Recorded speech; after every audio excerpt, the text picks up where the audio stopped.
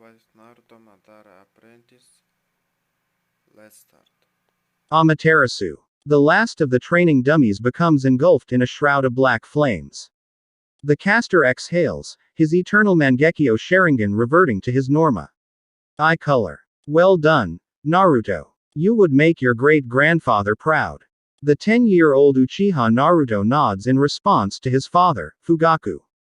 Thank you, father. He says. When is Oni-sama coming home?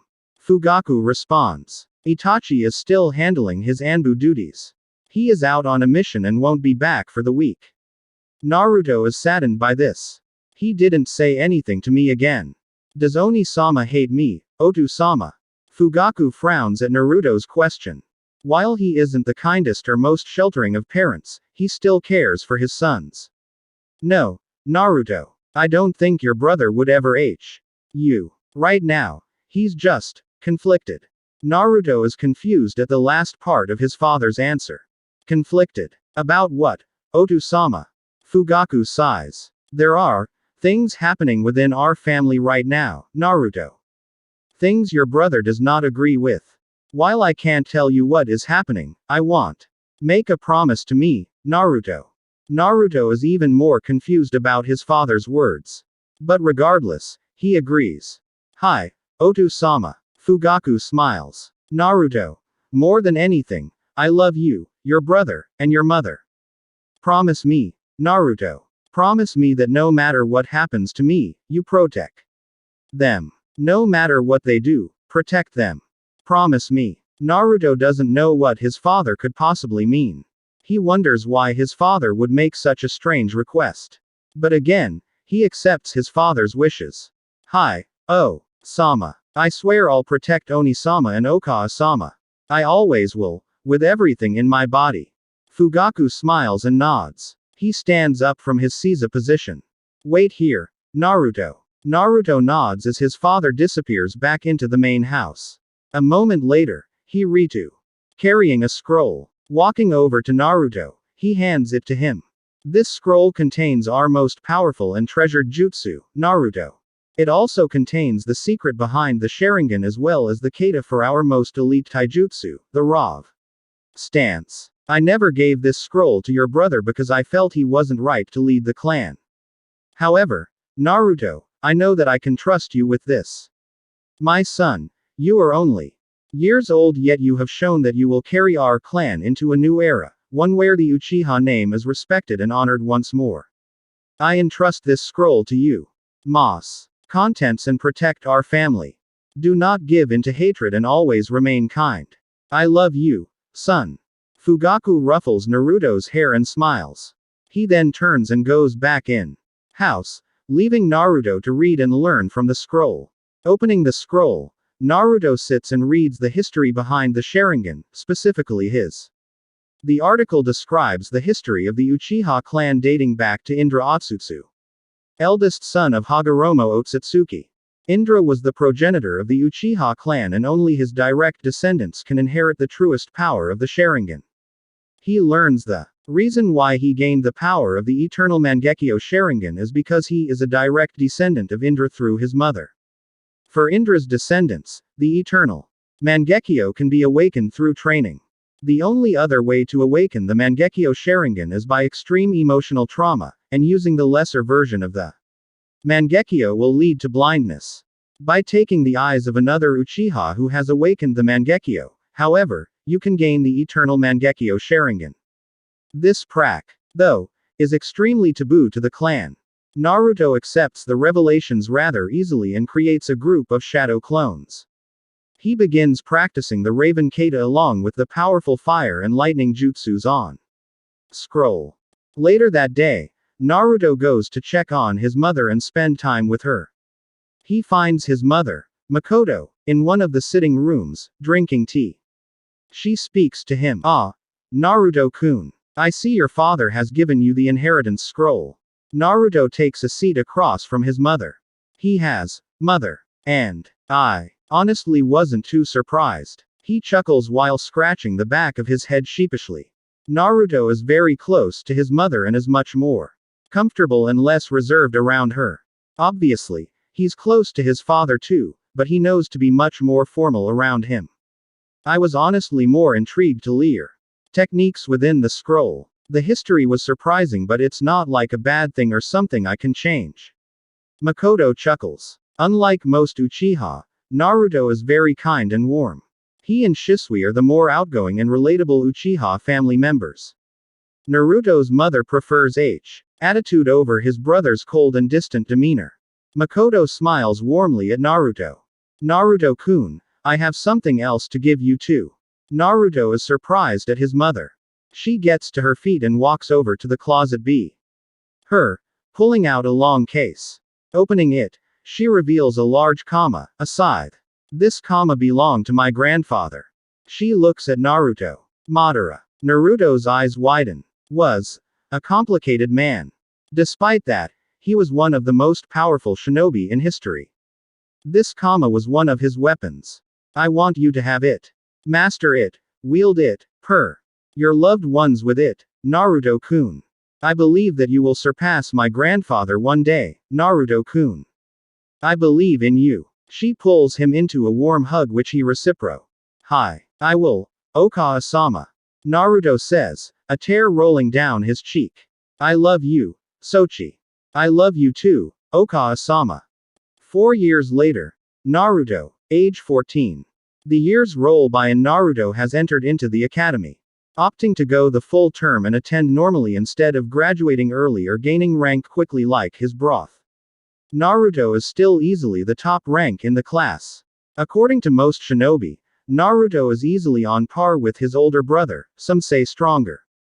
Naruto has mastered the Jutsu Inheritance Scroll, mastered the Raven Kata, and mastered the use of his which is currently strapped to his back. His appearance has changed as well. Naruto now stands at 5 feet 8 inches, his spiky black hair now reaches down almost to his mid-back. He wears a form-fitting long-sleeve black Anbu-style pants with tactical boots, and a charcoal gray jacket unzipped with black fingerless gloves. Currently, Naruto is walking home from having dinner with his classmates. Upon reaching the Uchiha district, Naruto is mortified at what he finds. Bodies of his clan members litter the streets of his family's district. The stench of blood is heavy in. He panics, turning to try to find help. Suddenly, he hears an explosion. Rushing to the source, Naruto finds his mother in a defensive stance, eternal Mangekyo ablaze. Is his brother, Itachi. His eternal Mangekyo is activated as well. Okawa-sama. Oni-sama. What are you doing? Naruto shouts, rushing to the fight. The two engage again, both attacking with ninjutsu, sparks flying with the echo of the bee ringing in the air. Makoto lands a strike that knocks Itachi off balance and she takes the opportunity to launch a one-seal fireball. Itachi evades but the blast still damages You're still unable to beat me, Itachi-kun. Don't forget that I'm the only kunoichi in the world that could match Kushina-chan. Makoto says, glaring at Itachi who is winded. Just then, Naruto appears in between them, in hand. Okawa-sama, what happened? Why are you and Oni-sama fighting? He demands. Itachi uses the distraction to shunshin away, to Makoto's ire. Shit. She curses. Naruto is tearing up, wondering what happened and why his mother is so distressed. Okawa-sama. Please tell me what happened. He pleads with her. Turning, Makoto looks at Naruto before pulling him into a hug. Sochi. She begins. I need you to keep calm. Your brother. I caught him doing something terrible. Naru begins crying, praying that what he fears isn't true. Sochi. Your brother betrayed us. No, no, no, no, no. Naruto repeats over and over again. I'm sorry, Sochi. I couldn't stop him before he killed Fugaku-kun. I'm so sorry, Naruto-kun. Makoto, coming down from her adrenaline high, begins crying as well. While was able to stop Itachi from killing all the clan members, he managed to kill the elders and Fugaku along with many other clan members. There are now only between 20 members left. Why? Ka-san. Why? Why would Oni-sama do this? Naruto shouts. I don't know, Sochi. I don't know but we will find out. I need you to stay strong though. Okay. Don't do anything stupid. I need you to be strong. You're all I have left, Naru-kun. Naruto nods. As he calms down, the Hokage and his Anbu arrive to find out what happened.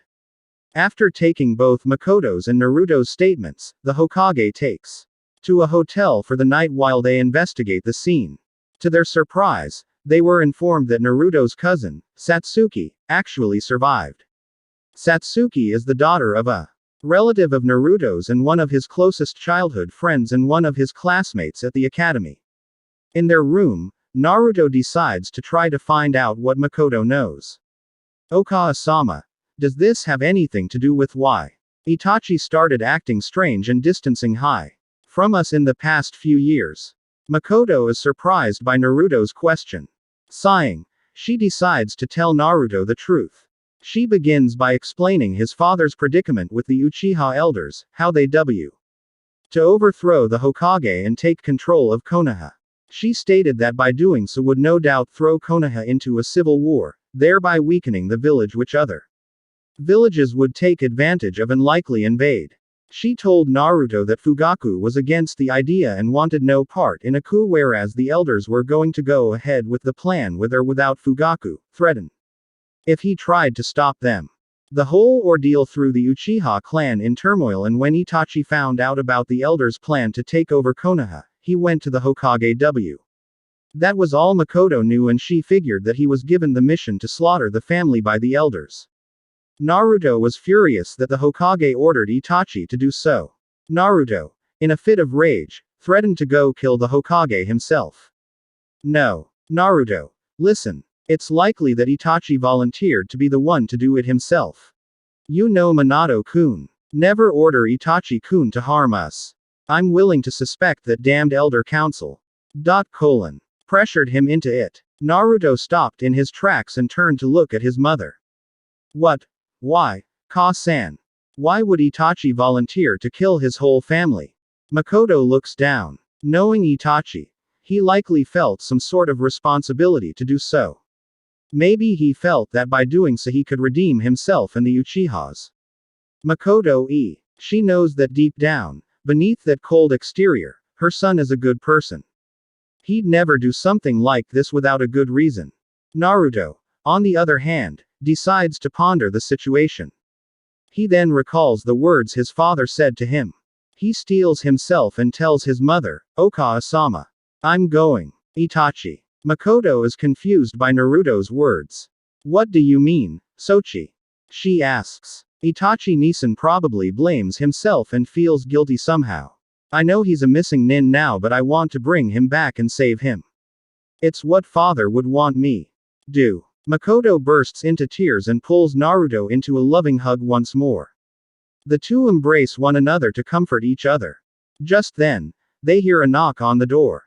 Gets up and walks to the door and opens it, revealing Satsuki. Satsuki-chan. I'm happy you're okay. What brings you here though? Naruto asks. Satsuki wears her hair in a short, spiky ponytail with two long bangs framing her face and shorter bangs covering her forehead. She is only about 3 inches shorter than Naruto, who himself admits that she is quite beautiful. She has an athletic frame that sacrific femininity. Naruto also notes that she is developing well. She fidgets a bit before answering.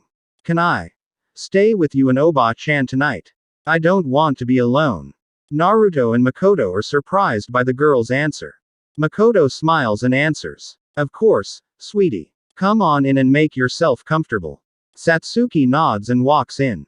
The three talk well into the night before Satsuki to reveal something to Makoto and Naruto. Oba-chan, Naruto-kun, something happened to me tonight. Makoto and Naruto both suspect they know what she means. I think I awakened my Mangekyo. Nods. Okay, Satsuki-chan. Try activating it again. Satsuki nods and channels chakra into her eyes, activating her fully matured Sharingan. She channels even more chakra into he. And they begin spinning. Slowly morphing to reveal her Mangekyo. Makoto is happy for Satsuki but understands the price it took to awaken the eyes. I honestly don't know whether to congratulate you or give you my condolences, Satsuki. Can only imaging what you suffered through to awaken those eyes. Makoto notices the tears falling from Satsuki's Mangekyo. She decides to try to help her as much as possible and knows the exact way how. Deciding to turn in for the night, the three prepare for bed. But Satsuki decides to ask a surprising question.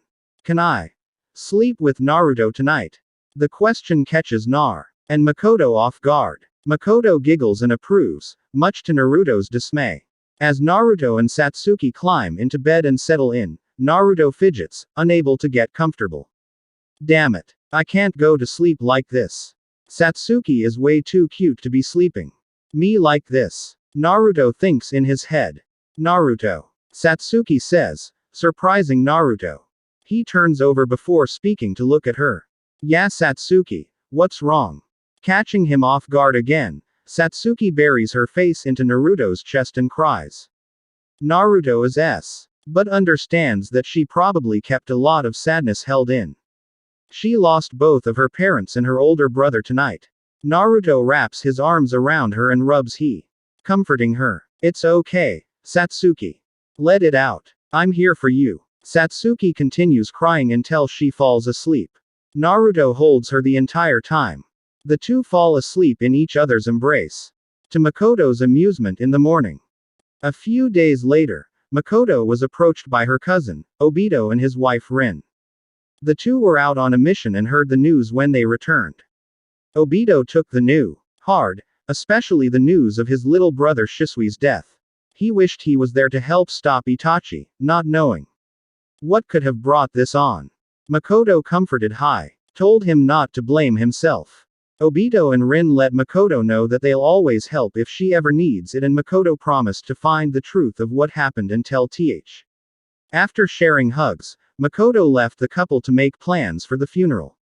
A week after the mass funeral, Naruto decides to go back to the academy. He and Satsuki are walking together. Makoto decided to take Satsuki in herself, although Satsuki wanted to because she felt she might be imposing. Naruto and Makoto managed to convince her. Makoto became clan head and she informed Satsuki that eventually, Naruto W. become clan head and need to restore the family. Satsuki didn't want to impose on Makoto and Naruto, one of her arguments being that she was just a branch family member and she would just be a nuisance to her and N. Makoto decided to tease her a bit. Well, all you need to do is marry Naruto-kun and you'll become an official member of the main family. This caused Satsuki to become B. and develop a nosebleed before fainting. Makoto can be very devious at times. As the two walk to the academy, Naruto and Satsuki notice the villagers staring at them. Why do they keep staring at us, Naruto-kun? Satsuki asks. I don't know, Satsuki-chan. It's weirding me out though. Naruto answers. Feeling slightly unnerved, Satsuki walks closer to Naruto. Naruto smiles and takes her hand, her to blush. He then focuses chakra into his ears, listening to the murmuring of the villagers. Naruto-sama. It's Naruto-sama. Look, it's Satsuki-sama too. Be good to them, there. Hope of Konoha. Sama. Hope of Konoha. What the hell is going on? Naruto asks himself. Satsuki notices Naruto's expressions and becomes worried. She squeezes his hand. What's wrong, Naruto-kun? She asks. Naruto sighs. The villagers, they're acting weird. Calling us Sama and the hope of Konoha. It's really creepy. Satsuki frowns at this too. She knows this isn't how Uchiha clan is usually treated. This also isn't how she wants to be treated. Suddenly, an Anbu with a bear mask appears in a shunshin. Naruto-sama, Satsuki-sama. The council requires your presence. Naruto and Satsuki narrows their eyes at this. They nod. As they enter into the council room, they notice that the clan heads seem irritated while the civilian council members seem excited. He also notices the Hokage there, GL. Intently at the civilian council. One of the civilian councilmen stands and greets Naruto and Satsuki. Naruto-sama. Satsuki-sama. Welcome. Before we begin, we, the civilian council, would like to offer Deepest condolences for the tragedies that have befallen you this past week. Naruto notices his mother taking the seat of the Uchiha clan head. He notices she narrows he. At these words, Naruto decides to play nice for now, but notices that Satsuki grips his hand a bit tighter. She's nervous. Naruto gives her hand a gentle squeeze to try to reassure her. 2. To the council he bows before saying, "Thank you, councilman. Your words are appreciated." The councilman smiles before sitting down. The Hokage takes the center now. Clearing his throat he speaks. This meeting is now in session. Now, what did the civilian council deem so important as to call us here foe? Hokage is clearly irritated at the civilian council. This time, a fat councilman decides to speak. Hokage-sama, we believe that due to the events of the past week, we should help the Uchiha heir as much as possible to restore his clan. Clearly, he must desire vengeance. What the traitor has done to his clan. We would like to offer. He's cut off by a potent wave of killing intent flooding the room. Naruto is infuriated at the audacity of the council. Before, his clan was met with distrust. But now they want to kiss up to them. That isn't how Naruto wants to lead his claw. People disgust me. For generations, our clan has supported this village even though you people hated us. We were blamed for the actions of my great-grandfather even th. We remained loyal to Konoha. And now that this has happened, you people want to kiss our asses and try to make up. Naruto's killing intent at this point has caused civilian council members to pass out. It's also caused most of the shinobi council to freeze up, unable to move. Naruto-kun, calm down. Naruto hears Satsuki shout, hugging him from behind. He reels in his killing intent and sighs. He places a hand on her arms, letting her know everything is okay. He then turns his attention to the council. I don't want your help nor do I need it. My clan will carry on as it always has. As for Itachi, that is for me to worry about and me alone. I will be the one to find him and I will decide his fate. You people will stay out of my way or I promise you. I will kill you. Naruto and Satsuki then leave, letting Naruto's words sink in as the council members begin to stir. Minato sighs. I knew it was a bad idea to try to pander to Naruto-kun. One of the councilmen spoke up. We had no ill intentions though, Hokage-sama. We simply figured we could try to mend the rift between the civilians and the Uchiha clan. Guess we went about it the wrong way. Minato nods. Since that matter is out of the way, is there anything else we need to cover? Sume, head of the Inuzuka clan, speaks up. How is your daughter's training progressing, Minato? I haven't had the chance to speak to Kushina since we've both been BU. Minato chuckles. She's every bit the hothead Kushina-chan is, Sume. She's so brash and blunt, she even tells me off at times. She's just as scary as her mother. Council laughs. Both the Shinobi Council and Civilian Council love and respect Kushina but are well aware of her temper. They also know not to get on her daughter's bad sid. She's every bit as short-tempered as Kushina. Regardless, she's doing very well. While not at the level Naruto-kun is, she's likely mid to high chunin. Sume chuckles. She and Kushina, the wife of Minato, are very close friends. She, Kushina, and Makoto were teammates at one point and the three share a lifelong friendish. That's good, Minato-kun. I hope your daughter and Naruto remain close friends. Makoto adds. Minato laughs. I'm not sure I want that, Makoto. Your son seems like quite the heartache. Excuse me for interrupting the friendly banter, Hokage-sama. A man with a bandaged eye holding a cane adds. Minato narrows his eyes at the man. What do you want? Danzo. Minato doesn't like Danzo and would likely have the man executed for his crimes against humanity if he find the evidence. But Danzo is a very careful and calculating man. He makes sure that no treacheries he commits could ever be traced back to himself. And his operatives, are known to ignite upon death, making sure their bodies could never be examined and minds never be explored. I'd like to know what level you estimate Uchiha Naruto to be at. From what we've witnessed, he can't possibly be a normal academy level student. The council begin amongst themselves, all talking about how strong they believe Naruto to be. Suddenly, a man with spiky silver hair and sharp eyes speaks up. I also would like to know, Minato. The boy is obviously at least worthy of Junin rank. It's a wonder why. Still in the academy. Minato sighs. I do agree, Tsukumo-san. He definitely has both the power and knowledge worthy of Junin rank. The man, Hitaki Tsukumo, head of the Hitaki clan, nods.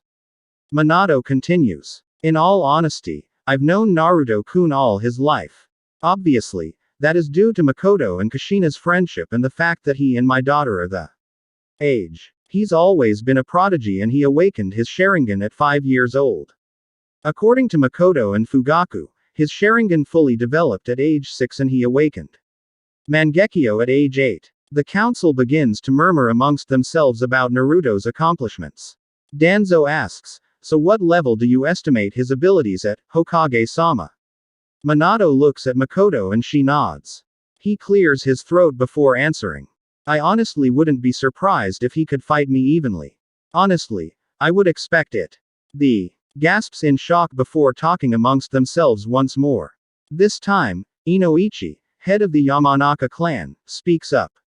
If that's the case, Hokage-sama, why isn't he a Junin? Why is he still in the academy if his abilities are as you? They are. The Shinobi Council all nod in agreement. Minato answers, because he didn't want to gain rank the same way his brother did.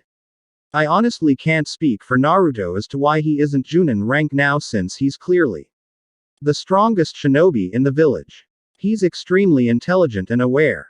He even has learned Fuinjutsu from myself and Kushina. This also came as a shock to the council. And what level is he in Fuinjutsu, Hokage-sama? Shikaku, head of the Nara clan, asks. Minato shrugs. I don't know. We taught him up to level 3 and he stopped coming over for lessons.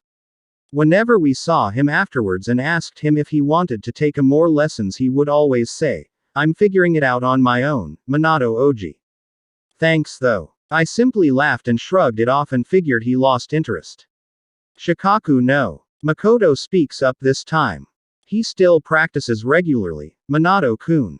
I've seen him studying and practicing his sealing but he's never told me or Fugaku what level he's at.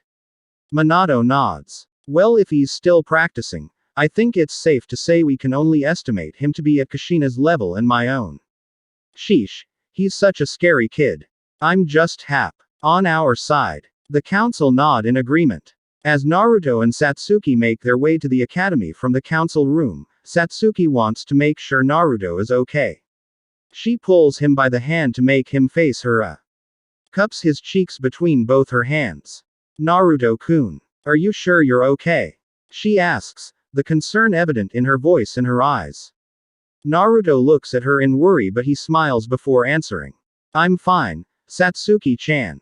Thank you for stopping me before I did something stupid back there.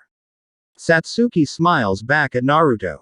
That's what I'm here for, Naruto-kun. I would never let you do something you'll regret. The two Uchihas share a warm hug before heading academy. Once they enter their classroom, Naruto is swarmed by his two fangirls, Yamanaka Ino and Haruno Sakura. Naruto-kun. They both shout. Naruto-kun, I was so worried about you I wanted to rush over immediately when I heard the news. Ino says. I was worried about you even more, Naruto-kun. I don't know what I'd do if something happened to you. Sakura adds. Shut up. Forehead. I was worried more. Ino shouts at Sakura. You shut up. Ino pig. I was the one who was worried most. Sakura retorts. Forehead. Pig. Billboard brow. Slutty tramp. Shut the fuck up. You two whores before I come down there and rip your vocal cords out through your assholes. The two fangirls pale before turning around slowly. Their eyes land upon a cranky redheaded girl who looks like she just woke up from a nap. She yawns and rubs her. Before noticing that Naruto and Satsuki had just arrived in the classroom. Oh. Hey Naruto. Didn't realize you had come in. At least until the two Ludices announced it to the whole village. She says. Naruto smiles at her. Hey, Tayuya. I'm happy to see you again. Tayuya rests her chin on her palm and smirks at Naruto.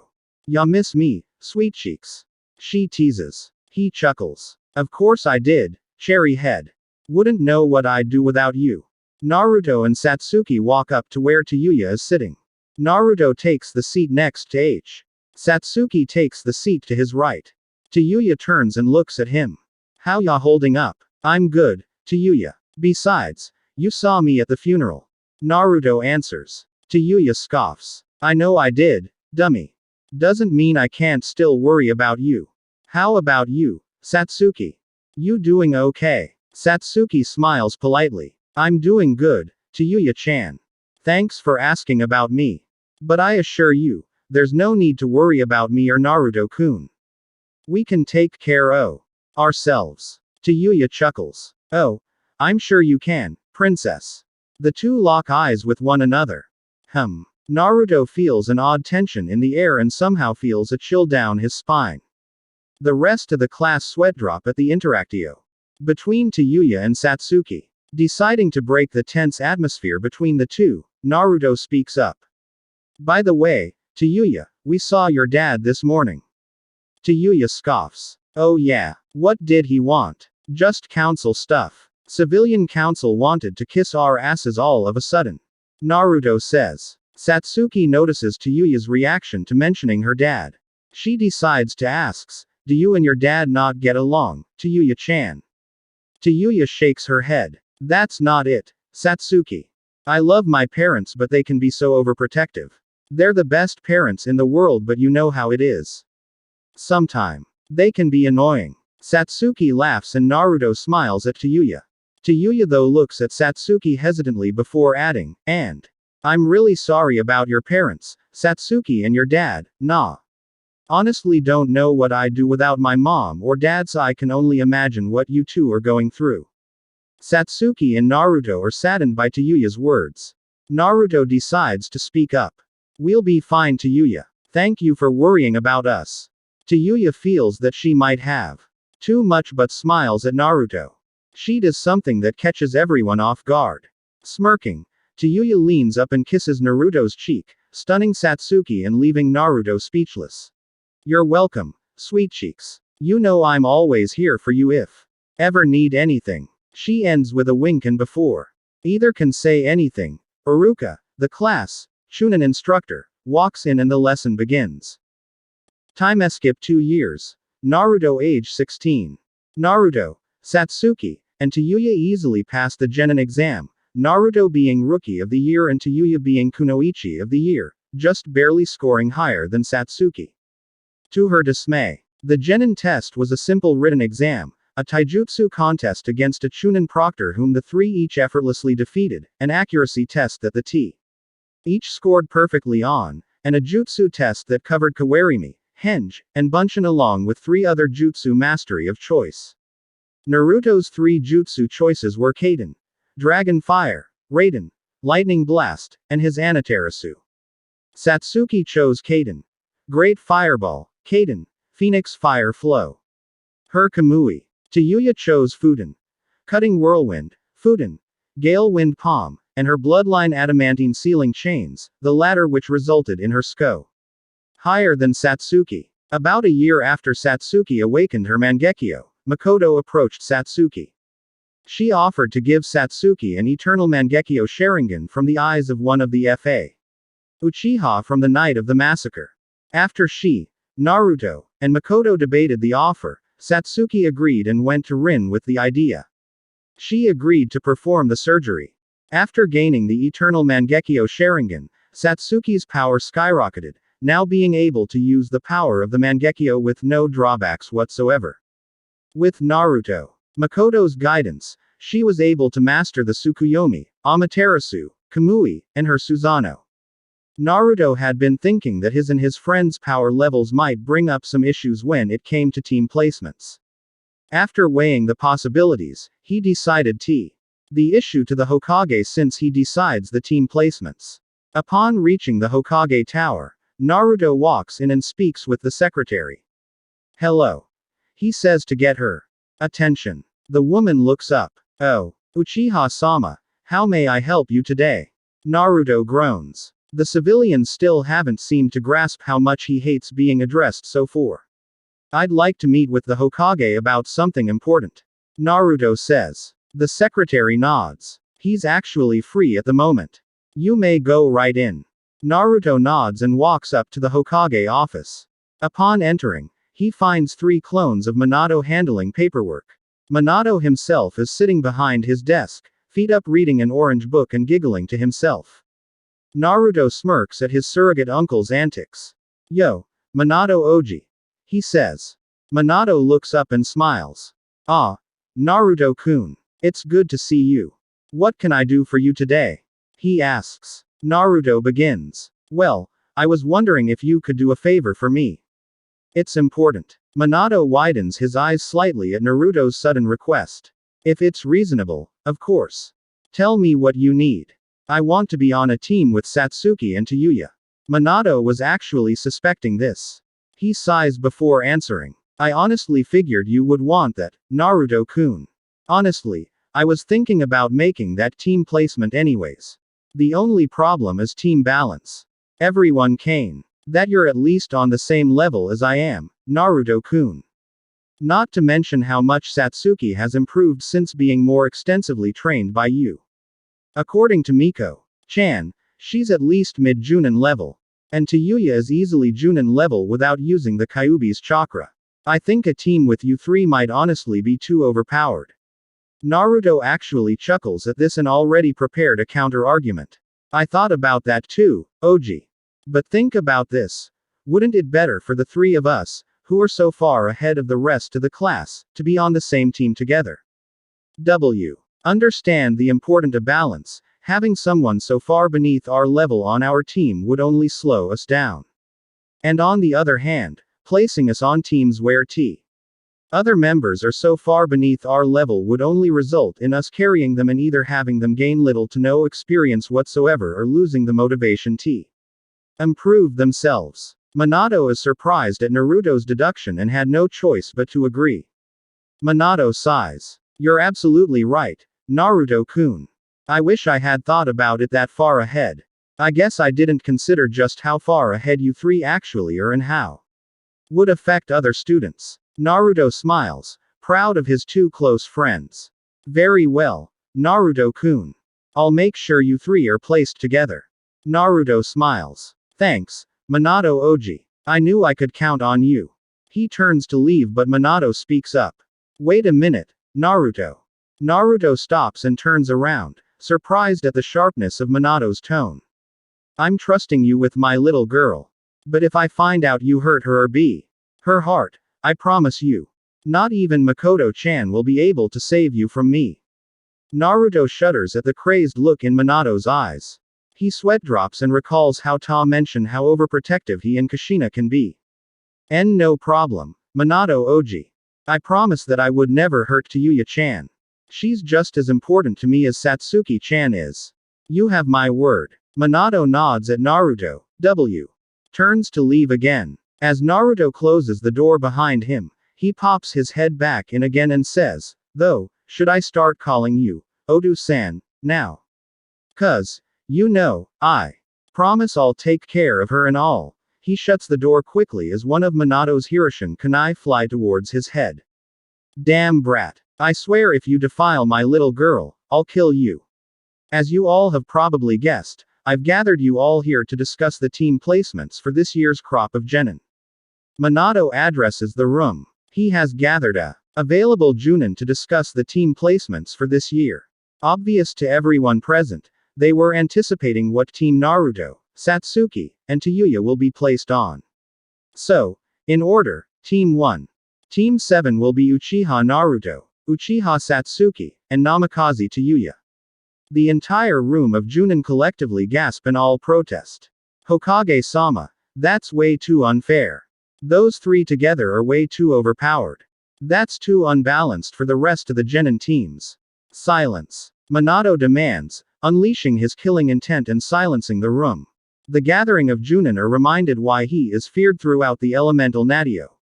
The most powerful kage in the lands, as just a wave of his killing intent is enough to freeze them in their tracks. Tsukumo approaches and speaks up. If I may, Minato. What made you choose to put the three strongest graduates on a team together?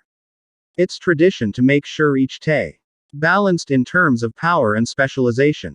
Minato nods. That's exactly the reason I placed them on a team together. Naruto-kun is the one who brought this to my attention. He himself can fight against me on Eku. Footing and Satsuki and Tayuya are easily Junin level. The three of them are so far ahead of their fellow genin it would be unfair to put them on a team that could not key with them. In his own words, it would likely result in that team being carried by them or losing the motivation to better themselves. By putting the three of them together, actually as balanced as a team could get for them. The Junin nod in understanding, agreeing that the three of them are freakishly powerful for their ages. Just then, a masked Junin with silver gravity-defying hair speaks up. Sensei, who will their Junin instructor be? Minato sighs. I was actually about to get to that, Kakashi. Due to the skills that they exhibited, I'm making them the first ever full team composed of Tokubetsu Genins. Won't have a Junin instructor and they will be able to take on high-ranking missions. In fact, I have the perfect mission picked out for them their first day out the academy. The Junin want to protest but know that it won't do any good.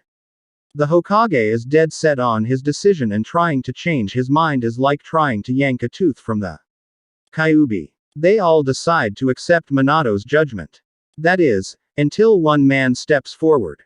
Minato, if I may. Why don't you let me lead them for a few missions first, just to be safe? I respect your judgment, of course, but you can never be too safe. The room tour.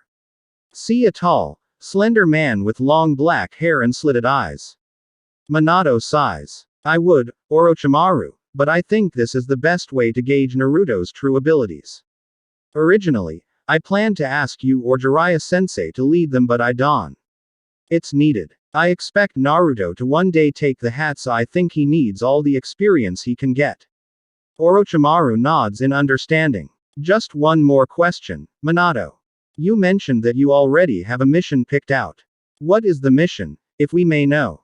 He asks. A bandit camp extermination that also involves 3A rank missing nin and a few B rank. The Junin don't even know what to say anymore. It's like Minato has the utmost confidence in the three of them, or he wants to get rid of them. Are you sure this is wise, Minato? An S-rank mission with this level of danger on their first outing? Orochimaru asks, genuinely wondering why Minato would make such a gamble on three fresh genin, regardless of their level of power. Minato nods. I am, Orochimaru. Don't forget, one of these genin is my daughter. But it just goes to show how confident I am in their abilities. I wouldn't make this decisio half-heartedly. The Junin nod in agreement. Minato continues on with his team placements. Team 8 will be Inuzuka Kiba, Aburame Shino, and Hyuga Hinata. Junin Sensei, Yuhi Kurenai. The beautiful black-haired is happy that she got an ideal team for herself. Team 9 is still in circulation. Team 10 will be Yamanaka Ino, Akamichi Choji, and Nara Shikamaru. Junin Sensei, Sarutobi A. The chain-smoking son of the legendary third Hokage nods. Any questions? Everyone raises their hands. Minato sighs. Any questions not regarding Team 7? Everyone their hands down. Dismissed. This year's graduating genin have all gathered for their team placements. Naruto can be found sitting in between Tayuya and Satsuki chatting. Tayuya and Satsuki have changed and grown more beautiful to Naruto. Tayuya's long red hair now reaches her lower back while also partially covering her face and hiding her left eye. She has an A build and D-cup breasts. At 16 years old, Tayuya is considered one of the most beautiful kunoichi in Konoha. She wears a light red sleeveless battle kimono with a black sleeve form-fitting undershirt. She also wears black combat tights and black tactical sandals. She is also a kenjutsu master and wields her own sword, Benizakura, that was commissioned for her by her mother, Kushina, as a gift for mastering her style. She is considered to be the second Red Death, a name that you never call her to her face. Losing your head. One thing that makes her even more beautiful to Naruto is that she wants to be known for her own accomplishments and not live in her parents' shadow. Similarly, her best friend, rival Satsuki, has also grown even more beautiful. Her once short spiky black hair has grown long, reaching down to her mid-back. She keeps it in ponytail but still keeps short bangs that cover her forehead with two long bangs framing her face. She has an elegant, cool air about her, and in Naruto's opinion, he could tell you who he finds more beautiful, her or Tayuya. Satsuki sports a similar build to Tayuya, strong and athletic but not sacrificing in beauty and femininity. Both have long, slender legs with round hips and slim waists. Naruto always admires their perfectly shaped round butts and often finds himself fantasizing about them. Naruto knows he's in love with both of them. The only person more impo to him than they are is his mother, who he admits is also one of the most beautiful women he knows. Satsuki sports a black sleeveless battle kimono with black mesh armor underneath. She also has black combat tights and black tactical sandals. On her back, she wears ninjutsu, karasu, another kenjutsu master. Satsuki and Tayuya also engage in heated kenjutsu spars, although she has never beaten Tayuya.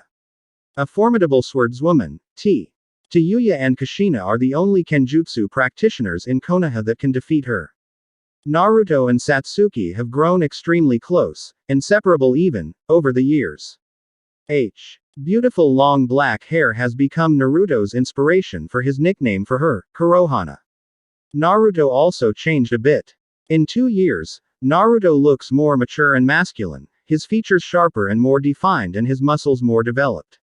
He's become heartthrob of his class and the object of desire for many kunoichi and civilian women in the village. He wears what he usually wore except for the change of a black trench instead of his gray jacket. As he was talking with Tayuya and Satsuki, a boy approaches them. "Yo, Naruto," he says. Naruto looks up and greets him. "What's up, Kiba?" he asks. Inuzuka Kiba is the son of Inuzuka Sume, whom Naruto is close to due to Makoto's friendship with her. Kiba is of average height, about 5 feet 6 inches, spiky untamed hair though not as wild as his mother's, and signature fang marks beneath his eyes which is synonymous with the Inuzuka claw. "Just wondering who you think your sensei will be," he says. Probably one of the Hokage's students. Either Kakashi or Obito, likely since Rin-ne mostly works in the hospital with Tsunade Bachan and Shizune Nichan when isn't on missions with Obito. Kiba cracks a perverted grin. "Tsunade-sama. Man, she's hot even if she's knocking on 50. Naruto chuckles. "Be careful what you say, Kiba. Jiraiya might get beat up by Tsunade Bachan regularly, but he'll kick your ass if he finds out you're having fantasies about wife like that. Not to mention what Ba-chan might do. She might neuter you." Kiba visibly shivers. "Damn it, Naruto. Why did you have to put that image in my head?" Naruto, Satsuki, and Tayuya laugh. "Serves you right. Dog breath. It's what you get for looking at my godmother like that."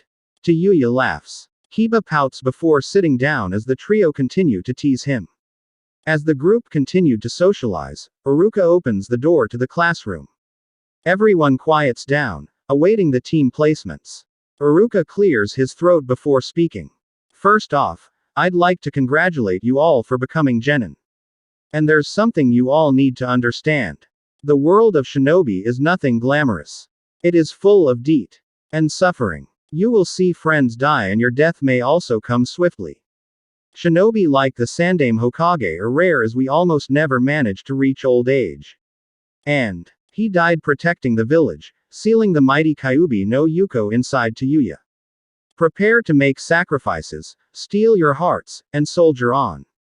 You all are no longer children. Moment you put on your Hitai 8 was the moment you chose to walk the path of carnage. I am proud of you all, for I no longer see you as my students. From now on, we comrades. May the will of fire guide you all." Iruka pauses for a moment to let his words sink in. He then holds up his clipboard and begins to read the team placements. Team 1. Team 7 will be Uchiha Naruto, Ucha, Satsuki, and Namikaze Tayuya. You will not have a Junin sensei, but Naruto will be your team leader. The class is shocked and begins to chatter amongst themselves. Kib speaks up. Sensei. I know Naruto, Satsuki, and Tayuya are strong, but why are they given special privileges? That doesn't seem fair to the rest of us. Uruka sighs. I knew this would happen. The reason they are a special team is because the Hokage saw fit to give them each the rank of Tokubetsu Genin. The Genin are confused about what that means. What is that rank, Sensei? Ino asks. Uruka answers. Tokubetsu Genin is a rank usually given during times of war to Genin who show promise. An example of a shinobi who was given the rank and is still living. Legendary war veteran Hitaki Tsukumo. The rank allows Genin fresh out of the academy to take on high-ranking missions usually reserved for Junin and Anbu. This is the time a team comprised of all Tokubetsu Genin has ever been formed. It serves to show how much faith the Hokage has placed in you three. We expect great things from Yo, Naruto, Satsuki, and Tayuya all nod. Uruka continues. Since the three of you do not have a Junin sensei, the Hokage wants you to report to him as soon as I am finished with team placements. Uruka continue. With the team placements. Team 8 will be Inuzuka Kiba, Aburame Shino, and Hyuga Hinata. Junin sensei will be Yuhi Kurenai. Team 9 is still in circulation. Team 10 will Yamanaka Ino, Akamichi Choji, and Nara Shikamaru. Junin sensei will be Sarutobi Asuma. Any questions? The entire class, minus Team 7, raises their hands. Uruka sighs. Questions not regarding Team 7. The entire class puts their hands down. Good luck, Genin. I'm proud to have been your instructor. Uruka walks out of the classroom. After Uruka leaves, Naruto looks at Tayuya who nods and then to Satsuki who nods. The three shunshin out of the room and appear in front of Minato's desk, who waves of impending attack from his Anbu guards. I was expecting you three. Let's skip the formalities and pleasantries. He grabs a scroll on his desk and tosses it to Naruto who opens it and reads it. Your first mission the border of Hai no Kuni and Takigakure. It's a bandit extermination mission. Naruto narrows his eyes. If it's an S-rank bandit extermination mission, that must mean some missing nin are involved. Minato nods. Correct. From what we've gathered, there are 3 A-rank missing nin and several B-rank missing nin. This is a high-risk mission. I recommend the use of stealth. You may when you are ready. But before you leave, Naruto, I have something else I want to say to you. The other two may leave. Tayuya and Satsuki look at Naruto.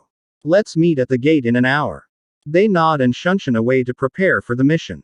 Minato and Naruto have a stare down before Minato decides to speak.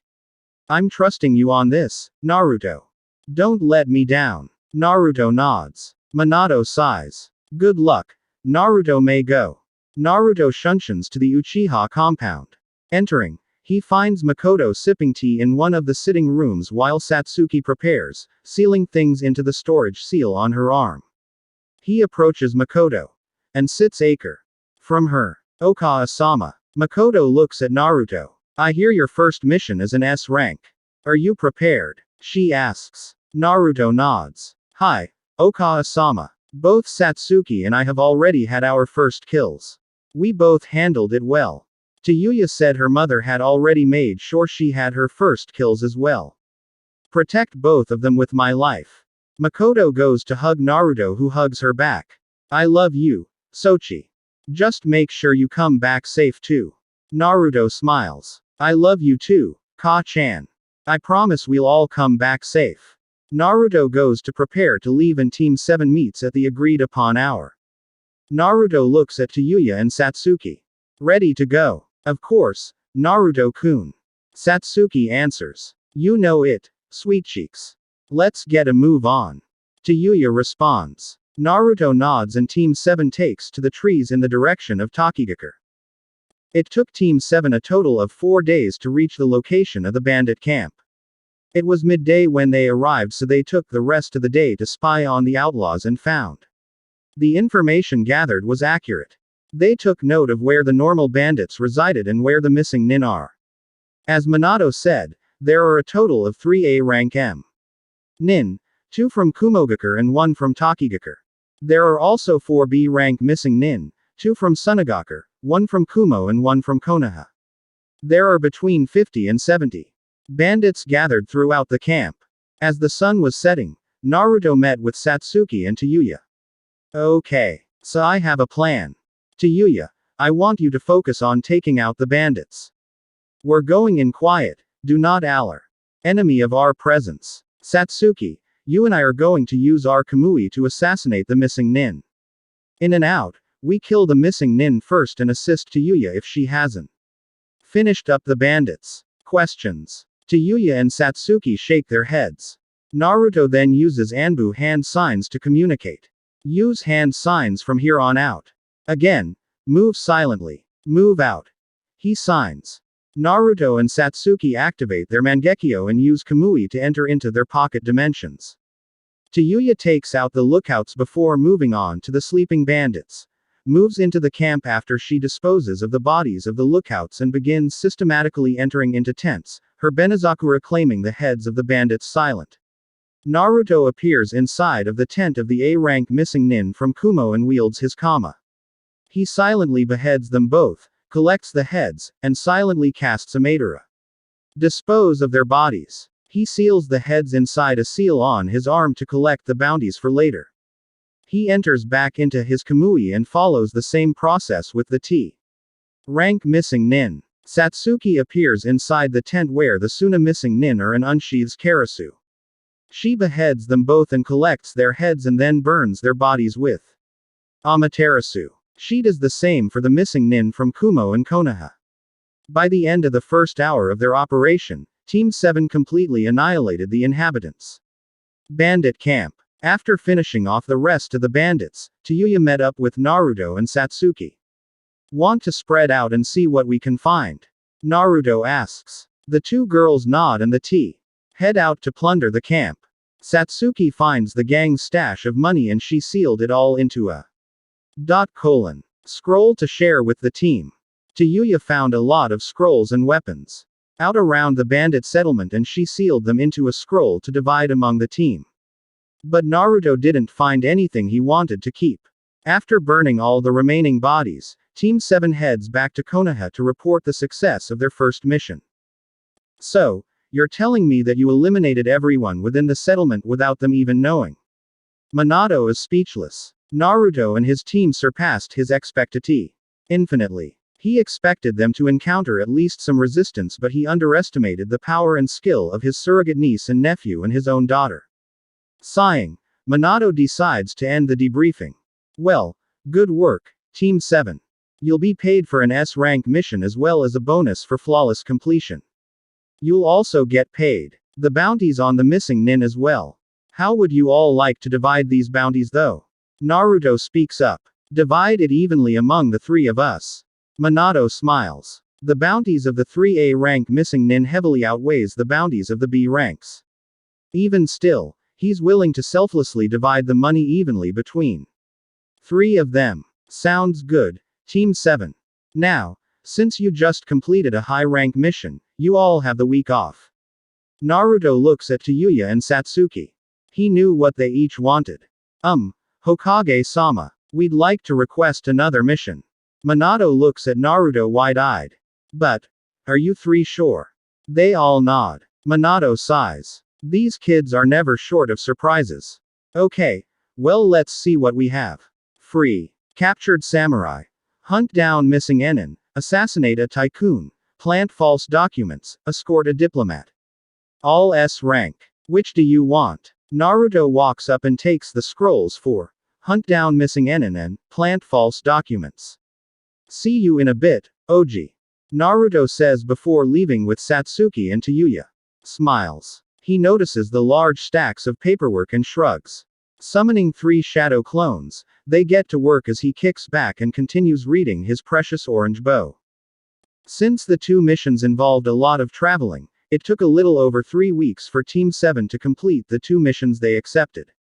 Minato was, again, blown away by T7's flawless performance in the missions, as they were completed with perfect execution. Minato was beginning to understand that he should expect no less from the 2U and his daughter. After deciding that they should cool down for a while, Naruto decided to spend more time with his mother. The two went shopping and dined out a few times. Even though was one of the three most powerful kunoichi in the village, Makoto was still a woman and Naruto knew that. Thankfully, he had a lot of money to spare, so he decided to paw her a bit. Naruto and Makoto have always been close, so he was adamant about spoiling her, much to her dismay. She told Naruto that he shouldn't spend his money on he. Naruto insisted. She eventually gave in and let Naruto take her out. After spending quality time with his mother, Naruto then decided to do some more training and spent more quality time with Satsuki and Tayuya.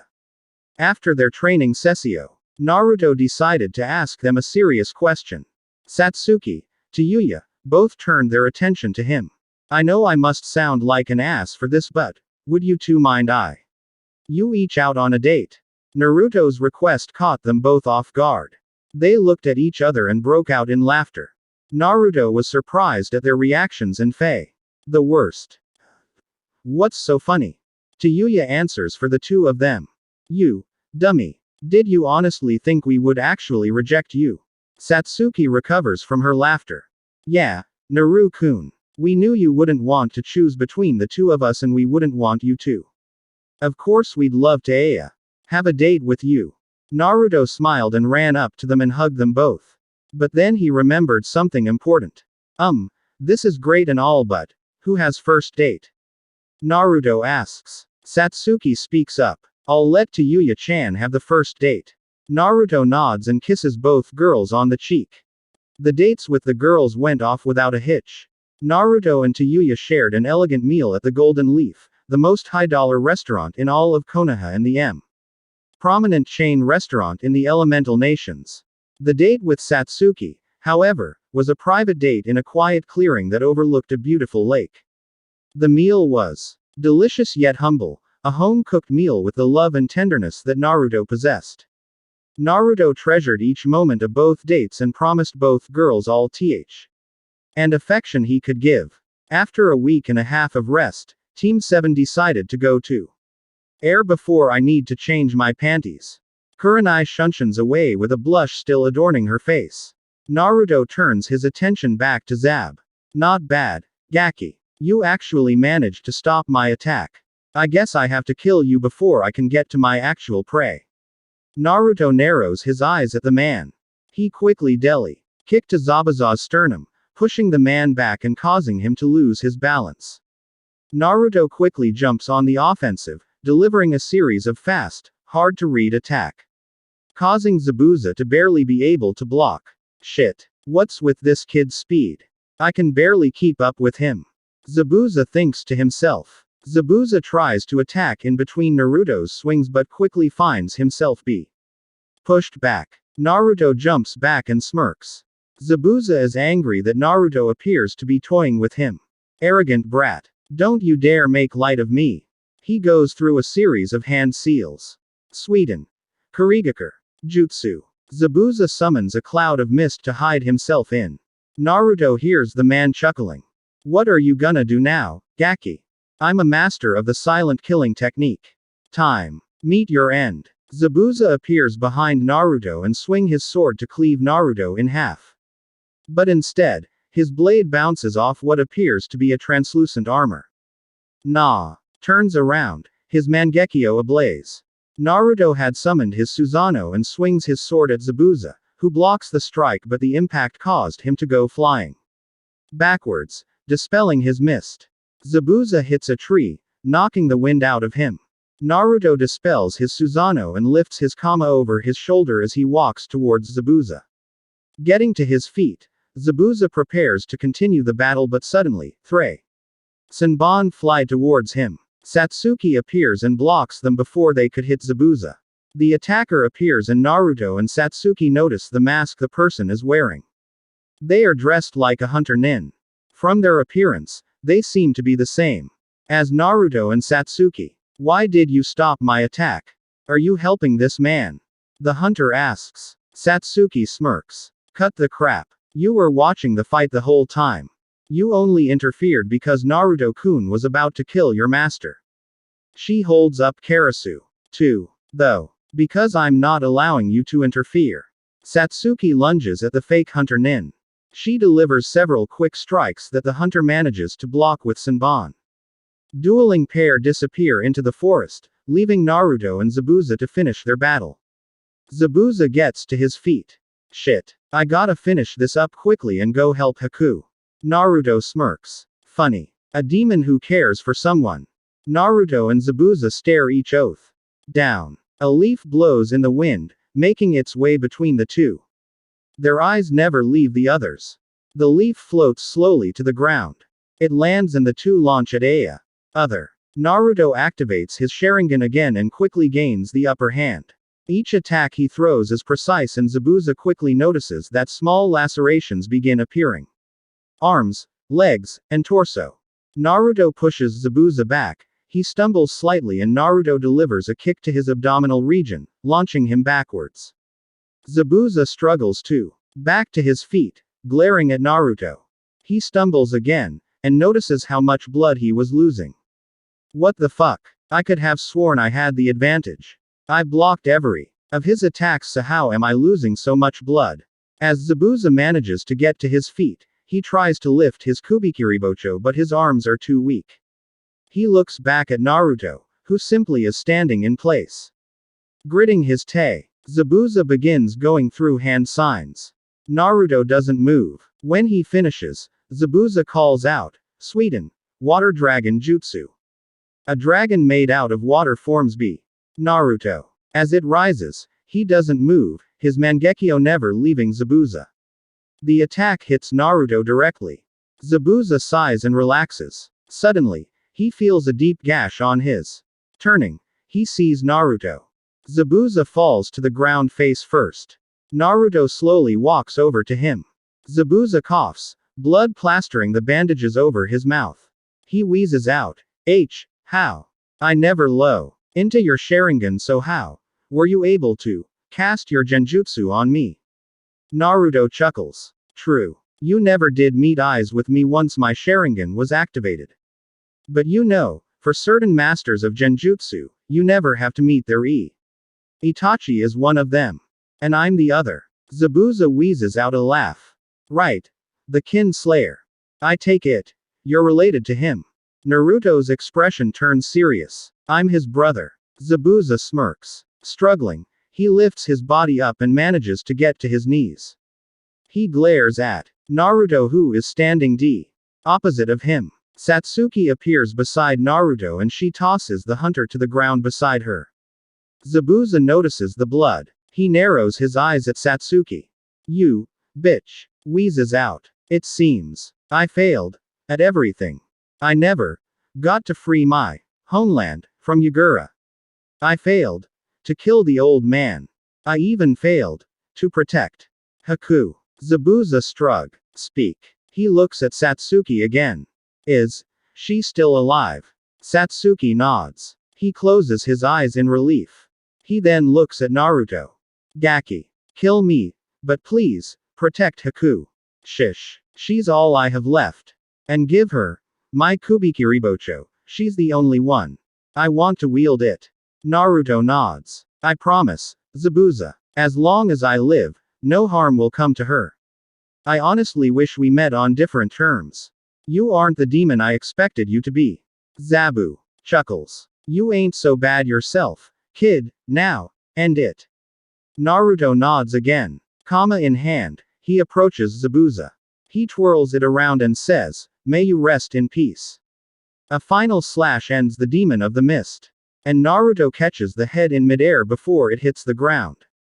A clean slice, the blood never touching Naruto. The headless, lifeless body of Momochi Zabuza falls. Naruto activates his Mangekyo, Amaterasu. He says, burning Zabu's body. He and Satsuki say a silent prayer before taking Haku's unconscious body and heading back to meet up with teammate and Tayuya. At Tazuna's house, Naruto brought Haku to one of the spare rooms. He laid her down on the bed to rest and asked if Hinata could continue healing her and asked Kurenai could guard her to make sure she doesn't try to escape before he returned. Tazuna, the bridge builder, lives with his daughter, Tsunami. Tsunami is a beautiful civilian woman. She is a widowed housewife that raises her son, Inari, alone. Her husband, boy's stepfather, Kaiza, died fighting against Gato.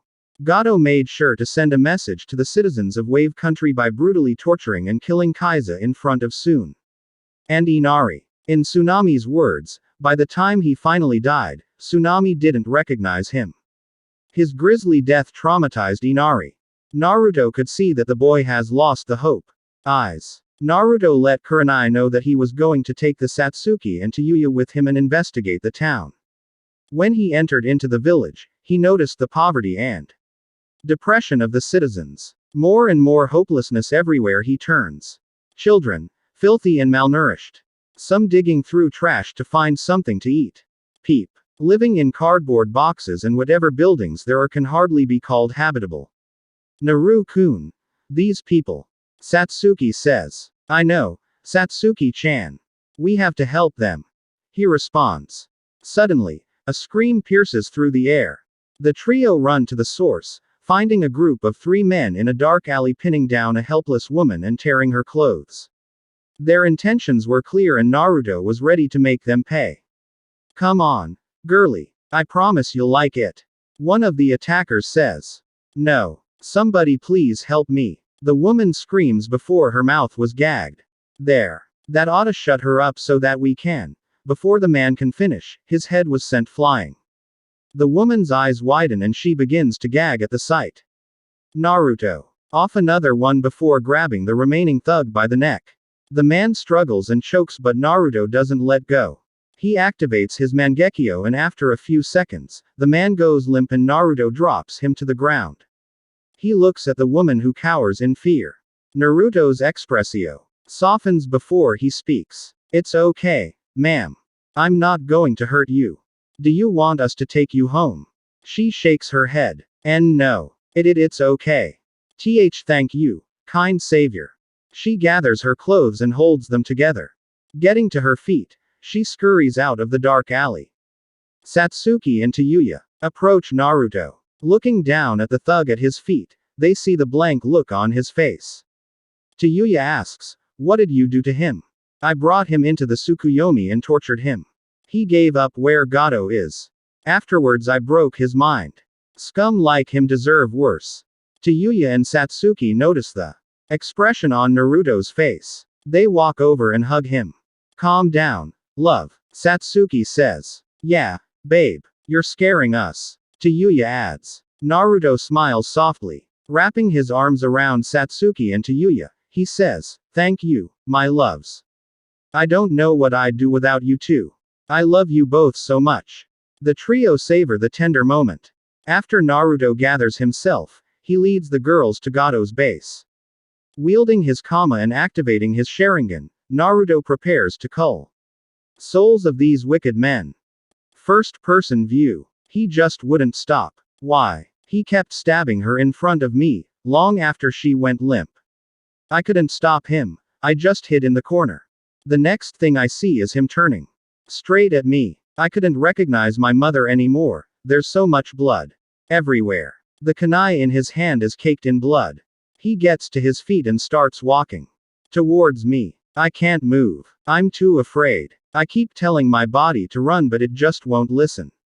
He's going to kill me, isn't he? He's going to butcher me like my mother, isn't? Why father? Why? Suddenly, the door slams open. I see the silhouette of a towering man with a massive blade. He looks around the room and narrows his eyes at my father. He lunges at him, cleaving my father in two at his torso. He sees me cowering. He reaches down, grabs me, and takes me with him. As we leave the village, I close my eyes and rest against chest. That's right. This is when Zabuza-sama saved me from my father. The day Zabuza-sama became my purpose in life. Clang. Clang. I open my eyes and see Zabuza-sama fighting. His eyes, he must be an Uchiha. Suddenly I see Zabuza-sama flying back and strike a tree. Oh no. Zabuza saw. Hurt. He's losing. I need to step in. I throw 3 Senbon aimed at several nerves in Zabuza-sama's neck. The standard plan if Zabuza-sama is in trouble. Damn it. This grr. Our plan. What? He knew I was watching this whole time. Shit. This girl is strong. Zabuza-sama, hang on. I'll be there soon, I promise. This damned girl. She's smiling at. I'm too weak. Zabuza-sama. My eyes widen. Zabuza-sama is losing too much blood. He can't even lift his blade. No. Zabuza-sama, turn around. The water dragon jutsu did land. I see it again. Blood splatters along the ground. The blood of a loved one. Zabuza-sama. Please, don't leave me alone in this world. Tears. My eyes are filled with tea. Once again. Suddenly, the world starts to fade. The last thing I remember is seeing Zabuza-sama's body face down on the ground. If I die, at least let me see Zabuza-sam face once more. Dream finished. Returning to third person. Zabuza-sama. Haku shouts as she regains consciousness.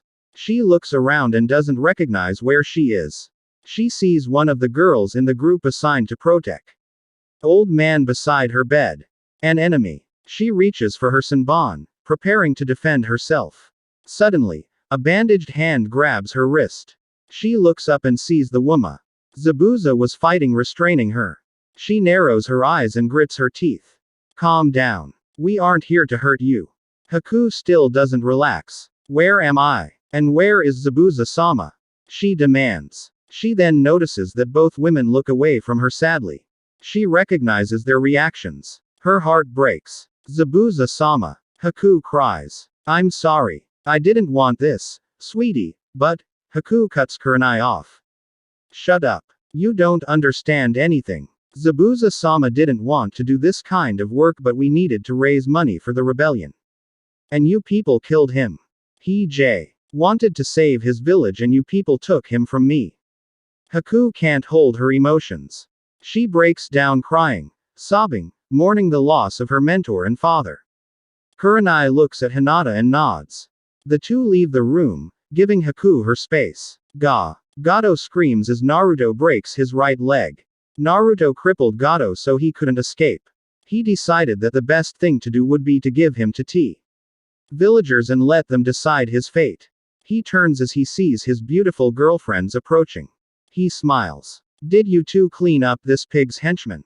He asks, pointing a groaning form of Gato. They nod. Naruto leans in and kisses them both. Good. I gathered all of his assets. I used my Koto Amatsukami to force him to sign his company. I'll have Tsunami-san take control of it. With the company and the bridge, Wave should be back on its feet in no time. The girls smile at Naruto but notice something. Satsuki speaks up and asks, wait, Naruto-kun. What about the money? He smiles and points to a seal on his wrist. The giggle at their boyfriend's sneakiness. Naruto then knocks Gato unconscious and seals him into a scroll. The trio head to the basement. What they find down there makes it hard for them to resist killing the bastard. Women locked in cages are chained against the wall, all hope absent in their eyes. Gritting high teeth, Naruto quickly frees them, wrapping them with cloths and leading them outside the building. Naruto then heads to the village central and unseals Gato from the scroll. He binds his hands and feet and ties him to a post, leaving his fate to the villagers who find him. After returning to Tezuna's house, Team 7 informs them of Gato's demise and the destruction of his thugs. Tezuna and Tsunami celebrate at the news and Inari is in disbelly. The family celebrates. Kurenai approaches Naruto. Naruto-kun. Naruto is surprised at the affectionate suffix Kurenai uses and decides to play along. Yes, Kurenai-chan. What's wrong? Kurenai blushes and gasps at Naruto's choice of words. Naruto chuckles at Kurenai's reaction. I hope I wasn't gone too long. You didn't. Me too much, did you? Kurenai blushes even harder. Baka. Don't tease a Junin-sensei like that. She crosses her arms and turns away, pouting. But on the inside, Kurenai's heart is pounding. Why am I reacting like this to him? I have a boyfriend. Even though. I'm sorry Kurenai-san. You're just too cute, I couldn't resist teasing you. Kurenai resists the urge to faint. As long as you understand, Naruto-kun. She says, clearing her throat. I just wanted to let you know that the girl woke up. Haku. Right. She's really torn up by Zabu. Death. I thought I should let you know.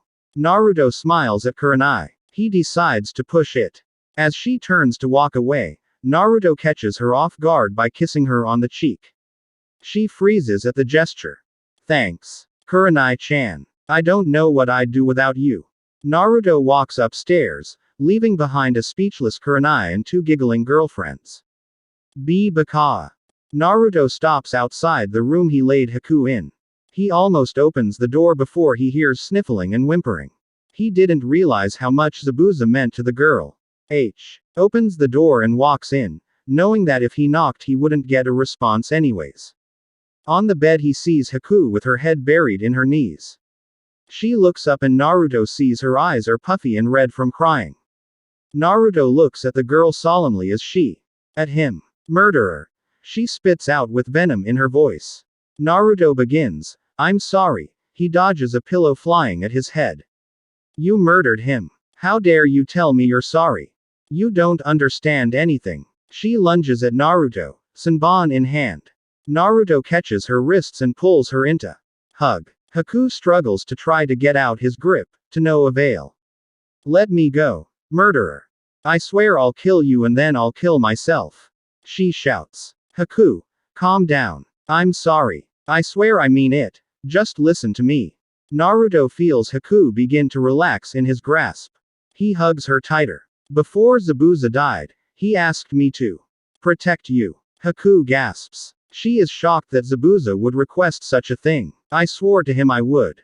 Haku, live your own life. You are your own person.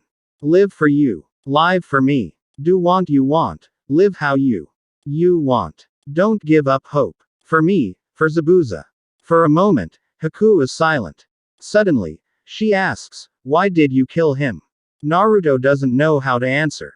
He doesn't know why he killed Zabuza. He could have easily overpowered and restrained him but he didn't. Because I'm a murderer.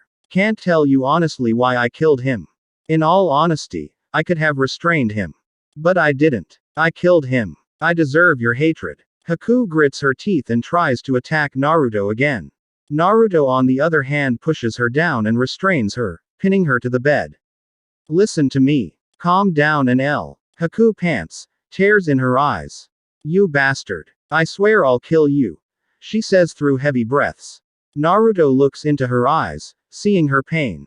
Haku stops resisting and a hand to her face, stroking her cheek. I can't apologize enough about taking away someone precious to you. But I can promise you that as long as I live, no one will harm you, he says. Haku narrows her eyes at Naruto. I won't fall for your lies, you monster. Naruto cracks a small smile. I wouldn't lie to you. Not to a face as beautiful as yours. Haku grits her teeth. That doesn't forgive the fact that you murdered my master, someone you could have spared. You monster. Naruto frowns. What about all the people Zabuza killed? The men he took from families. They all felt the same way you did, if not worse. And other than mentorship, you a life on the run. A mercenary lifestyle. Haku-chan, you never truly lived your life. You don't know the feeling of family and friends, experiencing the world with your eyes. You only saw what he showed you. Haku-chan, let me give you a chance to do what you truly want in your life. I won't take that away from you or let anyone else talk from you. Come live with me and I promise you a life of happiness and comfort. Haku's tears couldn't be contained. She starts openly crying. You bastard. What do you know? Naruto gets down closer to her face. I know a lonely woman when I see one. I know emptiness and pain. I know that what you truly want is to feel the warmth and love of another, the comfort of a family. I will give that to you, Haku-chan. Just trust me. Haku sniffles and whimpers. Bastard. I won't trust you. Naruto feels a tightening in his chest. The sight of her beautiful face with tears flowing from her eyes and gentle lips make Naruto do something he never thought he'd do. He leans down and captures Haku's lips with his own. Warning. Lemon time. Haku is shocked and initially resists. But she eventually relaxes and begins kissing Naruto back. Naruto releases his kiss and the two pant heavily, both full of lust. Haku W. Her arms around Naruto's neck. Naruto looks deep into her half-lidded eyes. I promise. I'll make you happy, Haku-chan. Haku pulls Naruto back into a hot, passionate kiss. Naruto wraps his arms around her body and the two begin to toss and roll around on the bed until Haku was on top of H. She leans up and pulls off her kimono and kicks off her sandals. She leans back down and begins kissing Naruto again. Naruto reaches up and pulls Haku's undergarments. Naruto then pulls Haku into a loving embrace and rolls her onto her back. Naruto pulls of his trench coat and takes off his shirt. He takes of his boots and pulls down his paw and boxers. The two naked bodies embrace each other once more in a heated kiss. Their hands roam the other's body. Naruto explores Haku's gentle curves while Haku x Naruto's coarse, rigid muscles. She wraps a hand around Naruto's massive member and begins stroking him. Naruto reaches up and lets Haku's hair down, letting it fall fur down her back. The two part and look deeply into each other's eyes. Haku smiles gently, pushing Naruto onto his back. She straddles her Uchiha lover, lining up the tip of Naruto's penis with her entrance. Are you sure you want to do this, love? Naruto asks. Haku nods. I want you, Naruto-kun. She slides her hips down onto his tip, the head pushing her slit open. She moans gently as he begins to enter inside of her. Naruto winces at the pleasure, gripping her hips and groaning as she takes more of him inside. Haku's hymen tears, the pain taking her by surprise and sending a shock of electricity through H. body. She doesn't stop until she takes all 11 inches of his large cock inside of her. She stops as she reaches his base, trembling and adjusting to the size of his girth. Naruto sees this and rubs his hands gently against her skin, comforting her with his touch. Haku feels this and leans down, kissing him aggressively. I love you, Naruto-ku. She says in between kisses. I love you too, Haku-chan, he answers in kind. Haku leans back up and begins moving her hips. Naruto is enthralled by her sexy and seductive movements that only say increase his arousal. He looks her body up and down, taking in the sight of the sweat on her skin, the gentleness of her mouth, the sweetness of her breath, the light bone. Her perky breasts. Haku-chan, you're so beautiful. I want you for myself. Haku smiles gently as she continues to ride her black-haired lover. I'm already yours, Naruto-kun. I belong to you. Those words break Naruto's reasoning. He grabs her H and begins to thrust upwards hard. The sound of flesh slapping together fills the room and the pungent musk of sex permeates the air. Haku begins to moan loudly as her pounds deep inside her. Fuck. Naruto-kun, I love you. Harder. Fuck me harder. She starts moving her hips in rhythm with his. They start panting in tune with each other, staring passionately into other's eyes. Naruto leans up and wraps his arms around Haku. He switches positions with her, laying her down on the mattress and lifting her legs up. He begins to pound deeper inside her, banging into her womb. The pleasure is overwhelming Haku's mind, her eyes rolling back into her head and her tongue rolling out her mouth as her love abuses her vagina. Seeing Haku's petite, beautiful feet, he takes her toes into his mouth and begins licking and sucking on her feet, the sourness of her sweat making his penis even harder. H has orgasmed several times at this point, the sheets beneath her soaked with her love juices. Naruto leans in deeper, pinning her in a mating press. He pounds faster, hawk, sounding more like a wild animal than a woman as he fries her brain with his thrusting. Fuck. Fuck. I'm coming, Haku-chan. Haku lets out a shriek as Naruto pounds her one last time, pressing his tip directly against her womb and letting out torrents of high semen inside her. He comes so much it begins to leak out of her. Haku's orgasm is so powerful, she bucks her hips, arching her back and legs twitching violently. Her eyes are almost completely inside her head, her tongue rolls, and she talks some form of gibberish. Naruto smirks and chuckles at the sight and he pulls out gently. He sits on the edge of the bed, his body covered in sweat and his back to Haku as she convulses again. He curl in her body bridges as she orgasms again, squirting and soaking the floor at the end of the bed. Naruto chuckles. He leans over and kisses her, breaking her out of orgasmic stupor. He then looks into her eyes. You know that's just round one, right? Haku's eyes widen in terror. Naruto then proceeds to subject her to even more pleas. Torture. Lemon over. Thanks for reading. Unbeknownst to Haku, a certain black-haired Junin observed the whole scene outside their door. She began pleasuring herself while watching Naruto give Haku what most women desire. An animalistic fucking that drowns them in pleasure. Naruto, though, knew she was there the whole time. He purposefully put their copulation on display for her to see. He wants Kurenai to know that this is what she's in for. Kurenai hopes to get a taste of this man amongst men for herself. Over the next 2 weeks, Naruto and company helped Wave get back on its feet. Naruto, Satsuki, and Tayuya made many clones to help build houses, orphanages, and shish. Kiba and Shino went out hunting and gathering to give food for the people of Wave. Haku and Hinata helped treat the sick and wounded. The atmosphere around Wave lift. The death of Gato and his goons and people began calling Naruto the hero of Wave. Naruto also began helping Haku open up.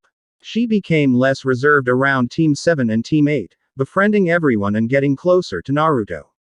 She forgave him for Ki Zabuza and became quite attached to Naruto. Kurenai also struggled with her feelings. At 22 years old, she couldn't believe how easily this 16-year-old boy could get her flustered. It wasn't much more than simple flirt. Teasing, but Kurenai hated being led on by Naruto. Eves. Turning, he sees Minato take out some papers. He hands them to Naruto, who hands a sheet to Tei and Satsuki. They each fill out the form and hand it back to Minato. As Minato calls his secretary in and gives her the papers, he turns to Team 7. I don't think I need to tell you all this, but I will anyways.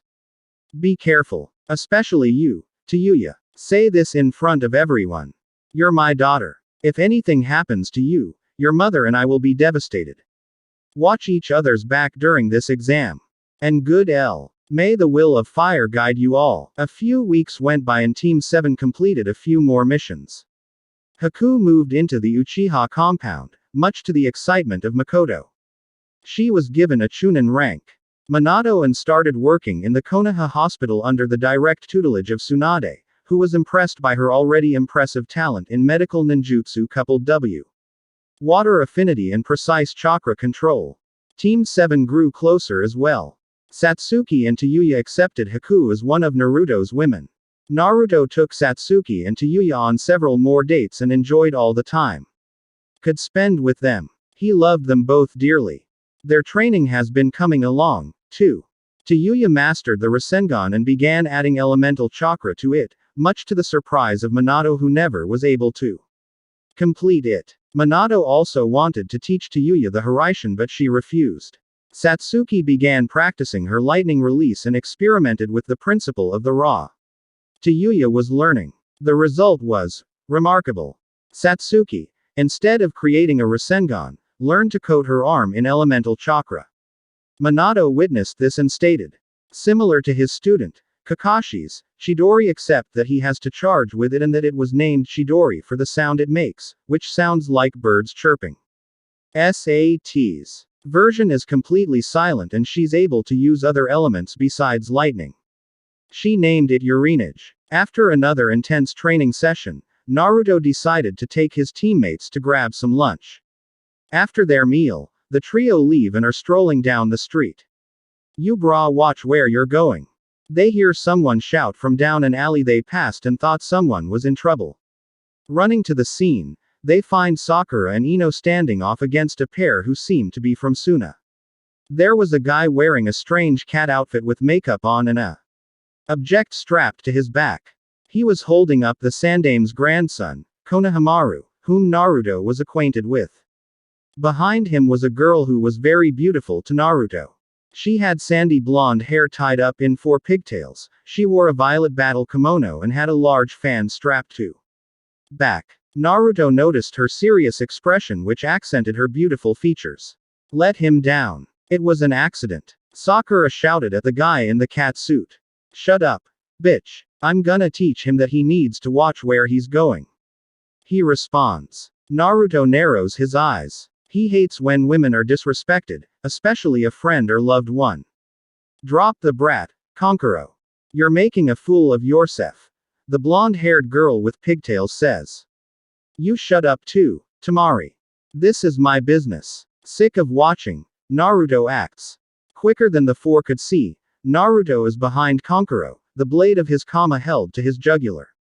Temari and Kankuro are stunned while and Sakura are elated. Naruto-kun. They say in unison. Naruto smiles at the two. Hey girls. You both are looking beautiful today. His two favorite fangirls squeal in delight. Naruto turns his attention to Temari. You're looking beautiful as well. Temari W. It's a fine pleasure to meet you. Temari is shocked at Naruto's forwardness.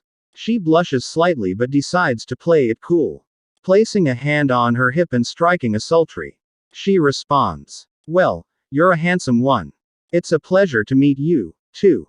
What's your name? She asks. Uchiha Naruto. I'm guessing you three are here for the Chunin exams. Hopefully we'll get to know each other in the meantime. He says with a wink. To Yuya and Satsuki S. While shaking their heads. Can't resist a hot chick, can you, sweet cheeks? Gotta have 'em all, huh? To Yuya jests. Naruto laughs. Of course he does, to Yuya-chan. He's already got us an Haku-chan and he's looking for more. Satsuki smirks. Ino noticed Naruto's words. What do you mean by the three of them, Naruto-kun?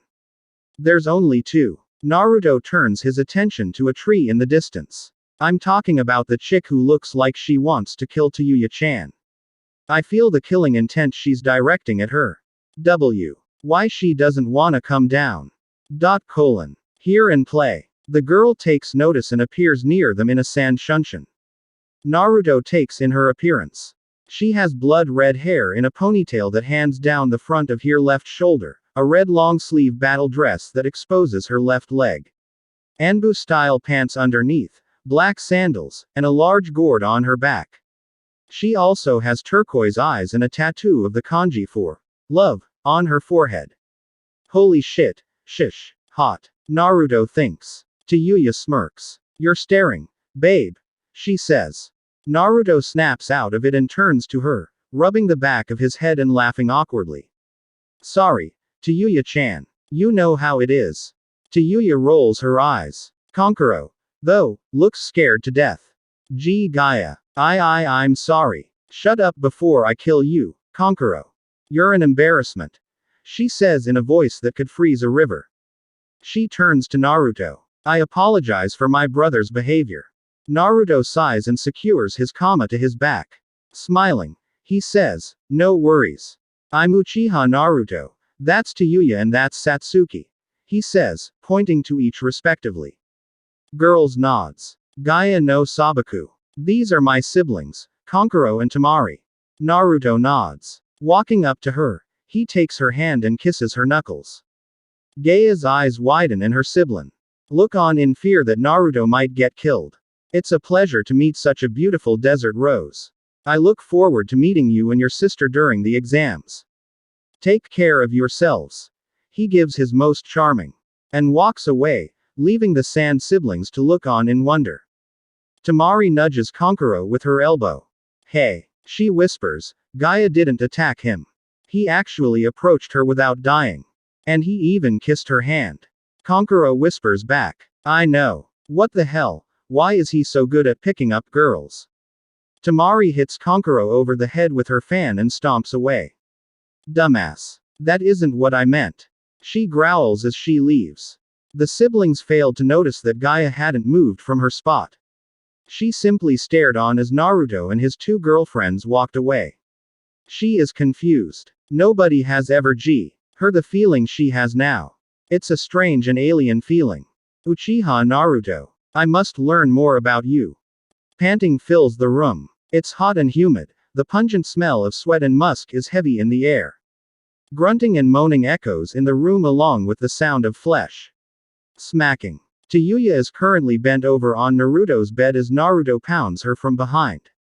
Satsuki is laying on her back, panting as Naruto continues to slam his massive member inside of Tayuya's vagina. Satsuki speaks up. So, you like those two sand girls, Hanaru-kun? She smirks at her Adonis. Naruto's rippling muscles are covered in sweat, his black hair is a bit more frizzled and wild looking. He smirks. Yeah. The Jinchuriki is fucking hot. I want her bad. Plus. Sister shit, Tamari right. She's pretty hot too. He smacks Yuya's ass, making her moan hard and tighten up. He then takes his thumb and presses it into her asshole. Fuck. Baby. God. I love this dick. Yuya shouts. Satsuki chuckles. So what, you gonna go for them? Add them to your little harem too. She twirls some of her hair and crosses her legs. Naruto pants out as he thrusts even harder inside his red-headed lover. Yeah, I want them both. You two won't mind, right? I won't do it if you two don't approve. You two. First. Satsuki giggles again. She leans up and wraps her arms around her lover and pulls him into a deep, passionate kiss. Of course I don't, Koi. Just make sure you don't forge. Otherwise, we'll kill you. Naruto grins and captures her mouth in another hot kiss. You know I won't, babe. Naruto continues thrusting inside Yuya until he feels his climax coming on. He then pins her done prone to the mattress, grabs a fistful of her beautiful red hair and thrusts deeply inside her, pressing his tip directly against her womb. Ah. Fuck. He comes deep inside of her, his semen flooding her womb. Yuya screams out and digs her nails into the bedsheets. Her orgasm sends electricity through her body, she squirts and soaks the already damp sheets from earlier again. Naruto finishes his climax, he pulls out and rolls to his side, panting.